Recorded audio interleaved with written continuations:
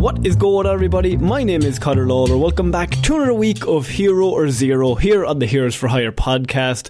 We are back again talking one comic book character as we do every single week. We talk their good points and their bad points, and we generally just give you a bit of a rundown of everything to do with that character. I am joined as always by my festive friend, Mr. Shaun Mead. Shaun, how's it going? I'm good, Conor. Festive time is over though. It's now we're back into the grind of real life, the monotonous day-to-day work that we all have to do.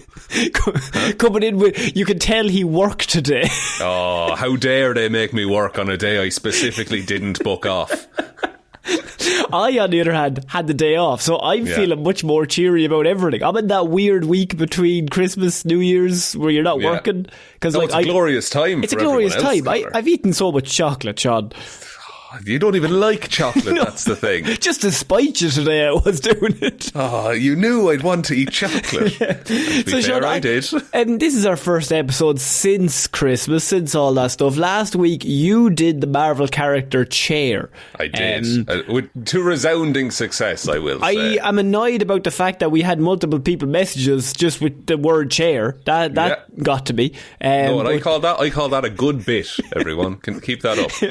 But we do have two things that we want to get to before. Well, three things. One, we hope you all had a great time over the last few days. Yeah, I suppose. He doesn't, because he's just salty. He's a hater today.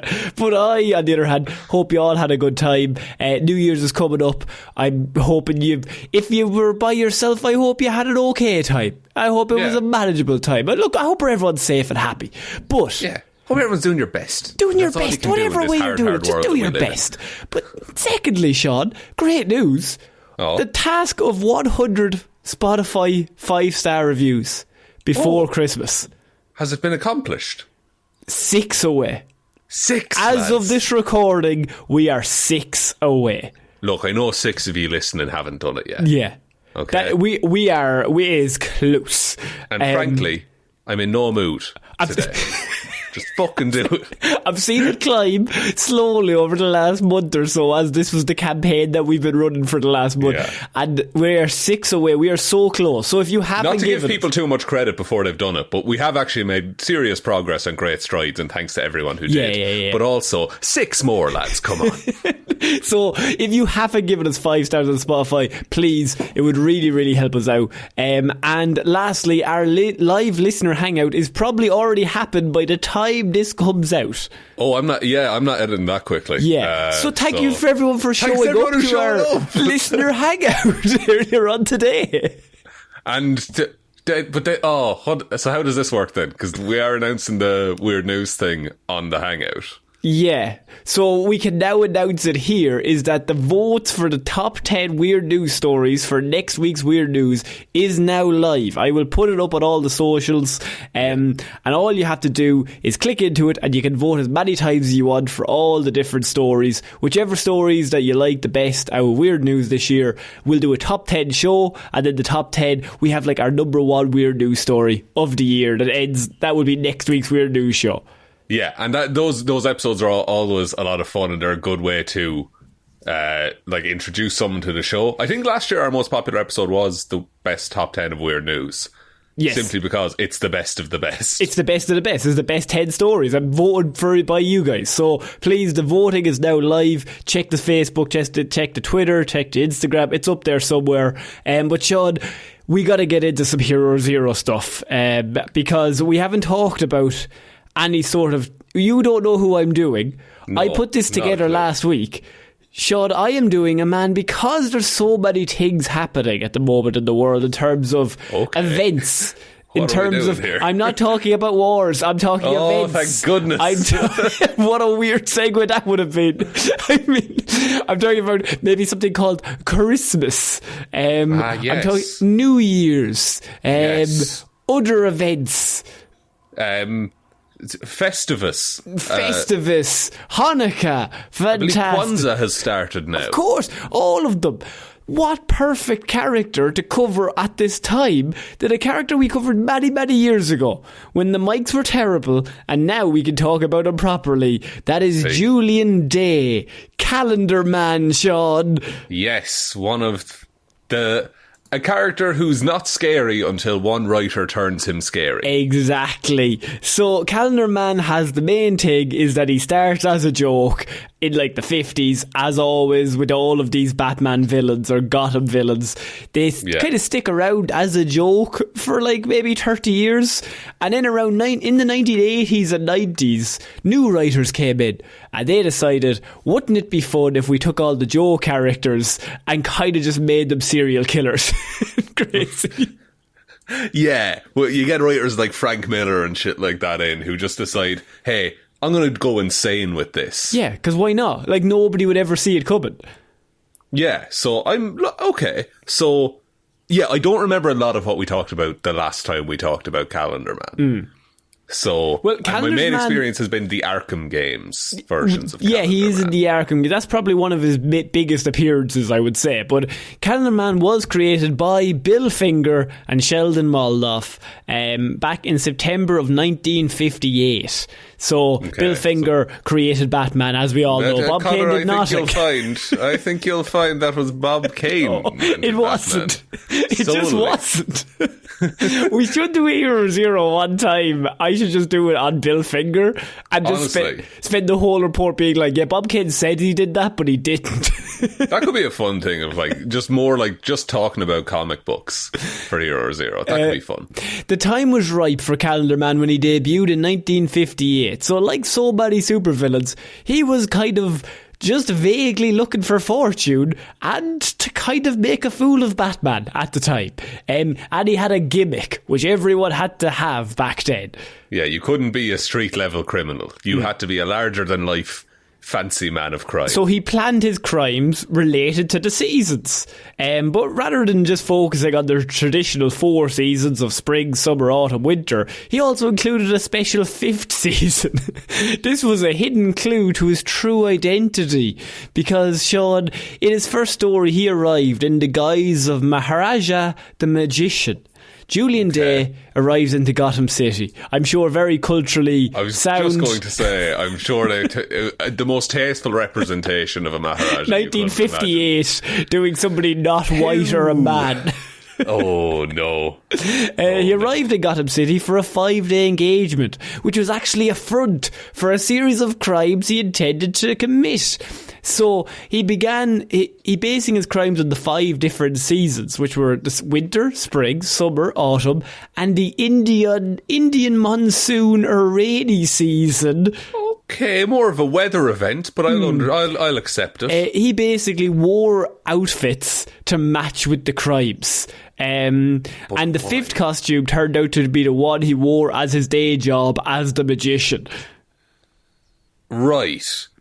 It feels really weird, right, to have a character called Calendar Man be introduced. And immediately, first of all, precious little to do with an actual calendar. And then he's just adding on additional seasons to things. He's breaking his own rules. Well, we needed a way for Batman to figure out who he was. So when he started committing crimes on the Indian monsoon season, Batman Bruce Wayne is like, hang on a minute, that one Indian magician guy arrived 5 days ago. Well, why not have a man who's themed around flowers and it can just be springtime? Shut your fucking face, right? He's Calendar Man. Dressed as an identically raced florist. Where's the difference in that story other than you don't get to draw an Indian fella? Because we don't get to draw an Indian fella.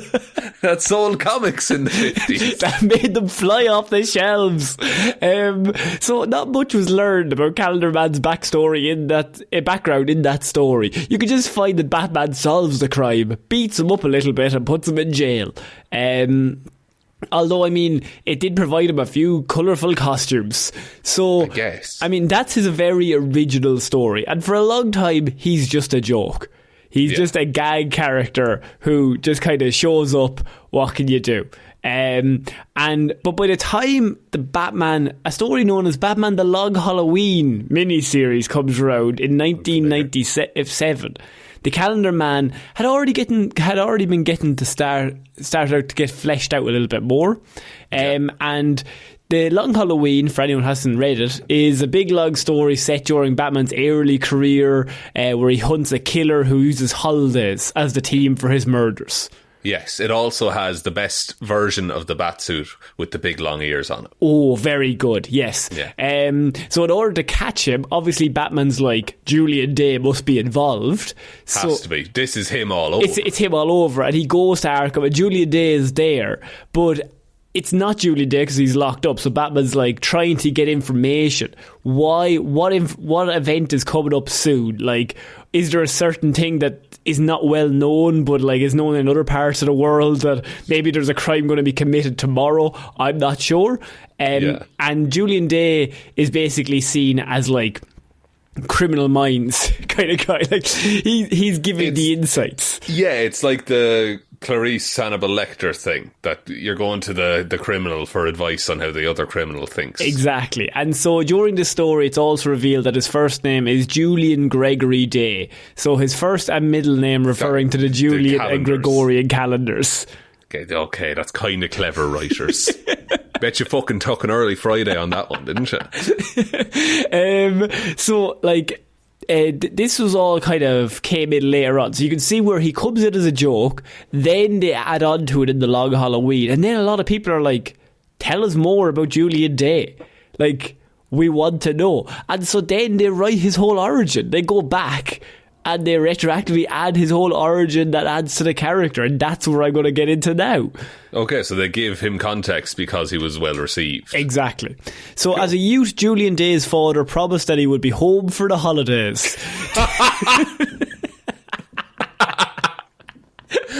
Outstanding, first of all. He went out for a packet of smokes and he's only back on the holidays. Taking a bus to wait for him at a bus stop, they waited from Christmas Eve to New Year's Day. When the police took Day in on New Year's Day, he was almost dead from the cold. I mean, they still left him out for like a week. Give him another hour or two. It's that week between Christmas and New Year's. There's another bus coming in an hour. I might be there. He was almost dead from exposure. So from then on, Day began to assign almost literal meanings to each day. In addition, he began to suffer mood swings related to the days. Right. Oh, so, as in Monday, Tuesday, Wednesday, he's different people. Or events. Or different moods. Okay, I get you. So Valentine's Day, he's feeling a lot more lovey. Independence Day, America. Okay. Yeah, no, there's some jokes that are too far, Connor. Within a few months, Mother's Day came, but Julian's mother wasn't exactly the warmest person to approach. Julian tried to demonstrate his love, but his mother showed nothing but contempt for him. Why? What did he do? He's just a dickhead.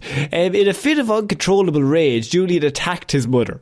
When Julian regained his senses, he realised that he was holding his mother's beating heart in the palm of his hand. Holy fuck.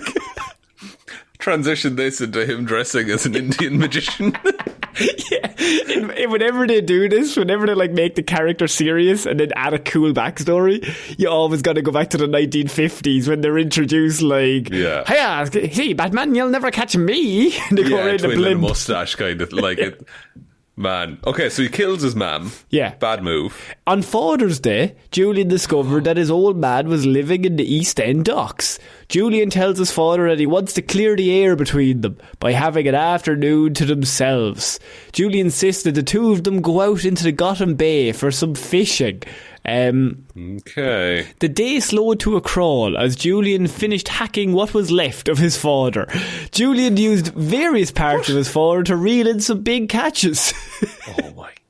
Right. Okay, but now he's done killing, presumably. From that day forward, whenever Julian ate a nice serving of fish, he felt a little bit closer to his dear old dad. Hey, I don't like that at all. That's weird. So, as Julian got older, his mind became more and more demented. And as he gave certain holidays a newfound but twisted reverence. In late November, Julian dropped in unannounced during a Thanksgiving dinner. Julian was hiding from the cops after he had committed a robbery. Julian proceeded by killing each family member and then helped himself to some stuffing, turkey and pumpkin pie. Oh, so he's just cool with killing in general. Oh, he's a psychopath, yeah. Right, okay, so he's a serial killer. Remember, he starts Indian magician guy just committing petty crimes. Looking for a bit of fortune. But after the long Halloween, he's kind of seen as more of a psychotic killer, because Batman's asking him ideas for another psychotic killer, so maybe he has a dark backstory, and that's where we come into here. I see. That's like, this is way more interesting as a villain, to be fair. From that day forward, Julian would always feel overwhelmed with a sense of loneliness, because he will never know what a true family Thanksgiving is. Because you keep killing everyone you go to. Yeah, but look, he was hanging out for a little bit. After Thanksgiving, Julian was eventually captured by the Batman. Earl Harkness was the judge who presided over Julian's case, and Julian's lawyer basically tried to pass off an insanity plea, thereby making Julian unable to stand trial. However, Harkness, being the hanging judge he is, refused to let the monster off the hook and swore he would have sent Julian to Blackgate, where the gallows tree would be waiting for him. So Julian orchestrated his escape from Arkham. Then he devised a plan to crash the judge's Christmas party. Oh no, it's only a few weeks after the last. That's a remarkable trial turnaround. Very quickly. It's comic book trials. That's fair. That's fair. Say what you will about Gotham. Their justice system is efficient. It is blind, but it is efficient. It doesn't really work that well. In terms of speed, it also has speed in getting them back out onto the street. It's true. It is a revolving door powered by a Boeing 747. The first thing that Julian did was strangle a Santa Claus impersonator on a street corner. Then he disguised himself as Santa Claus. Afterwards, Julian crashed Harkness's Christmas party and lured Harkness away from his guests with eggnog that was laced with ketamine. Oh! Ketamine. God, it's not often that crops up in the story. The police later found Harkness's body hanging from the roof with a strand of Christmas lighting used as a noose around his neck. Poetic. I love it. As New Year's Eve came around, Julian crashed another party, but for an entirely different reason. Before Julian turned to a life of crime, he would occasionally, before he turned to a life of crime, Shaun, he would occasionally stalk a young lady, okay? Whatevs. No, whatevs, don't stalk people, is the official stance of this show. Julian tried to profess his love for her, but she spurned his affections and put a restraining order on him. Bit sly, if you ask me. He's a fucking creep. He's only killed a few people at this point. He's sound. After Julian's escape from Arkham, he had learned that this young lady was throwing a New Year's Eve party, and he felt, what better way to melt the ice at a party than with a flamethrower? So melt the ice is not the term either, Julian. No, it's not. I think he just had a flamethrower and he was trying to figure out how to use it. Get her to warm up to him or something. Maybe. There's other ways. But so she actually managed to escape, but her guests did not. So her guests burned to death. Oh God! But she's okay. Yeah. Tough way to start the year, I'll be honest. So this goes on. I have so many stories of him. So we'll cover a few more because, this is all in a row what happened. Yeah. Because he just kills people every day, nearly every day of the year, because there's always something on. So afterwards, Julian makes a New Year's resolution. He swears that he would find his soulmate and prove his devotion to her.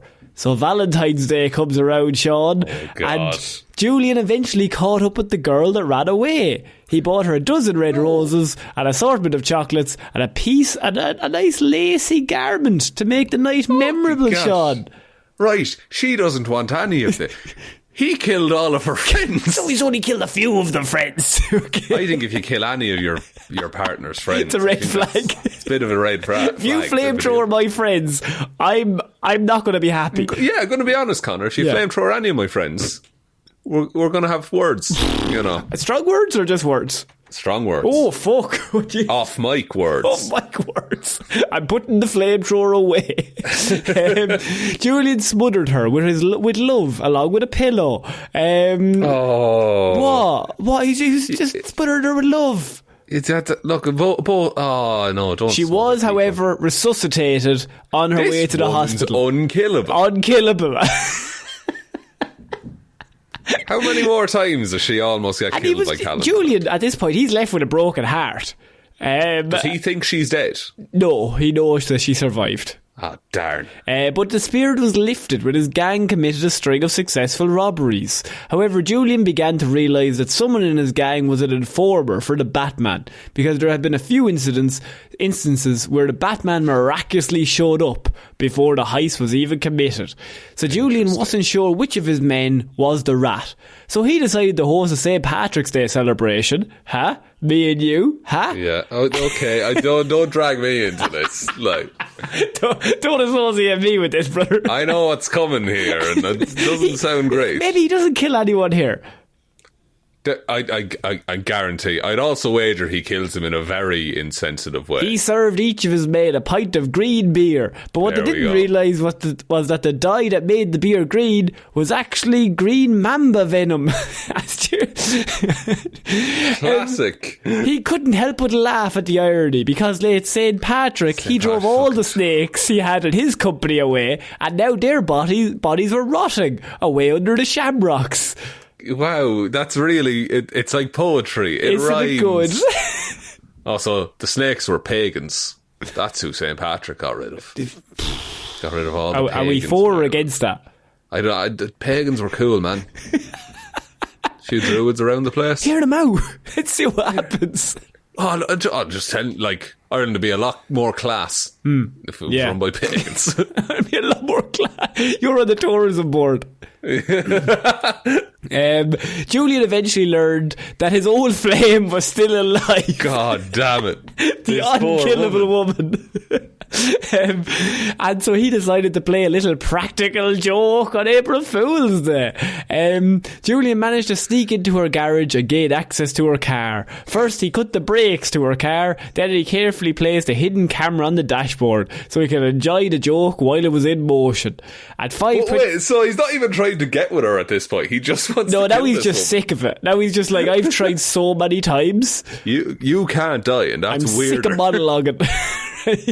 At 5:22am, Julian witnessed the panic in the young lady's face as her car sped down the busy streets of Gotham. Her car eventually collided with oncoming traffic and the entire intersection went up in fire. Julian's only regret was that he couldn't yell "surprise" as the woman's screams became engulfed by the flames. Nowhere in that sentence does it say she definitely Technically, died. She's still alive. She can come back at any point. And we've ever seen any horror movie, they're never dead. They're never, unless you see them die, and even then sometimes. Yeah. So on July 4th, he received a calendar.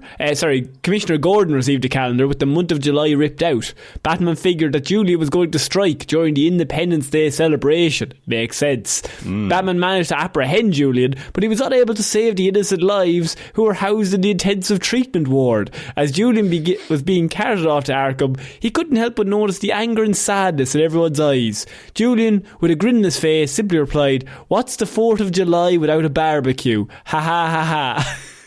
Oh. He's needlessly evil. Like, he's not doing it for any reason. Psychopathically evil. This man was a magician.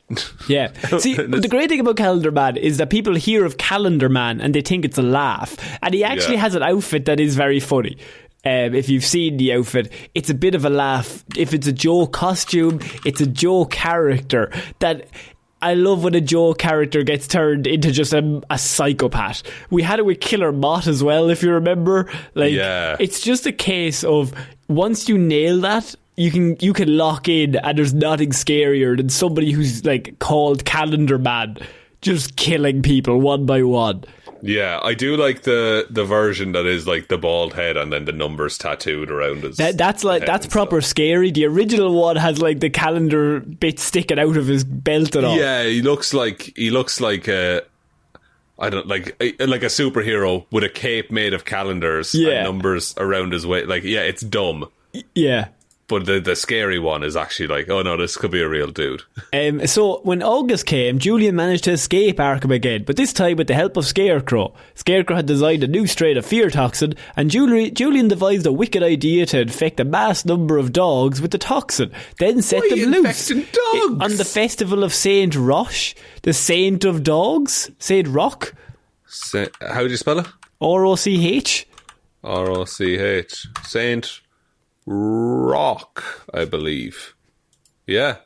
He's the saint of dogs. He is. So Saint of dogs, invalids, falsely accused people, and bachelors. A lot going on his plate, does Rock. Yeah, he's busy. He's busy. And he's an actor. So the crazed animals tore through the blistering streets of Gotham. In Julian's mind, what better way to celebrate the dog days of summer, because it's in August, than to give every dog his day, and on an afternoon, no less. And an afternoon? Yeah. You're corrupting the phrase, even. Like... I don't know.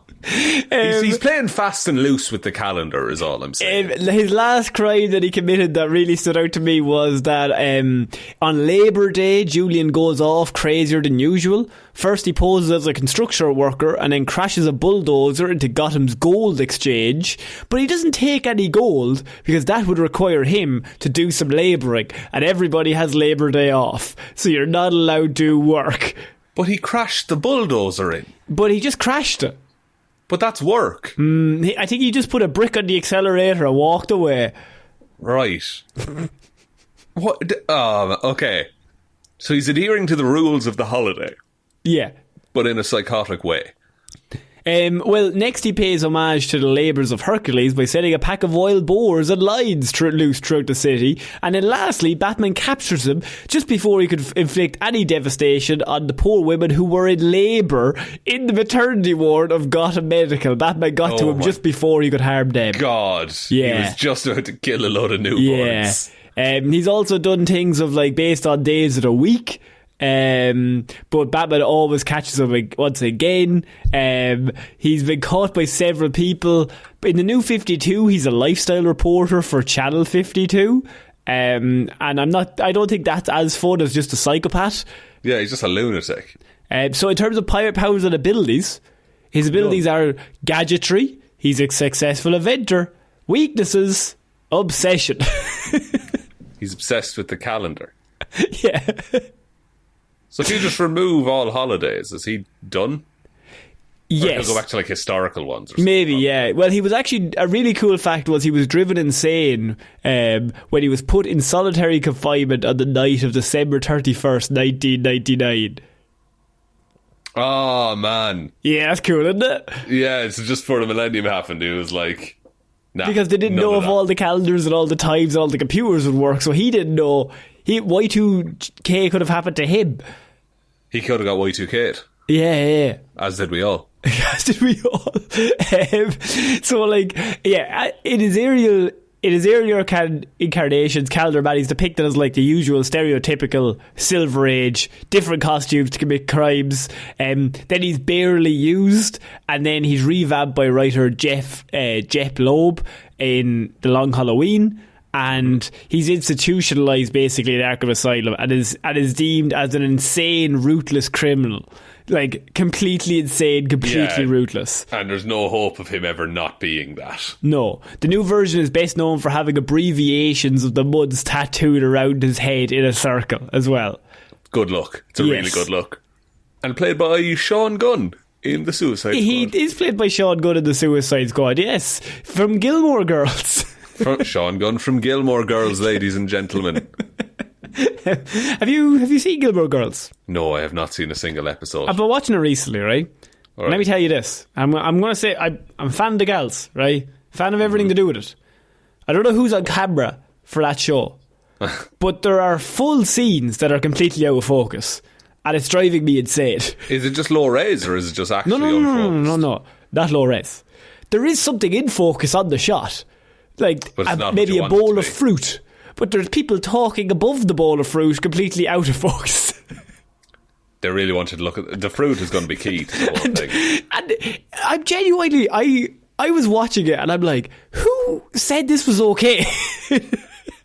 That went through several rounds of editing. Unless they were completely tight for time and they're like, we've only got one chance and Bobby's never pulls fucking focus properly, but fuck it, it'll be grand. But yeah, like, but like, if it's your, you know, that's okay to happen once in a scene in an entire series. Yes. Not repeatedly. No, there has been multiple issues.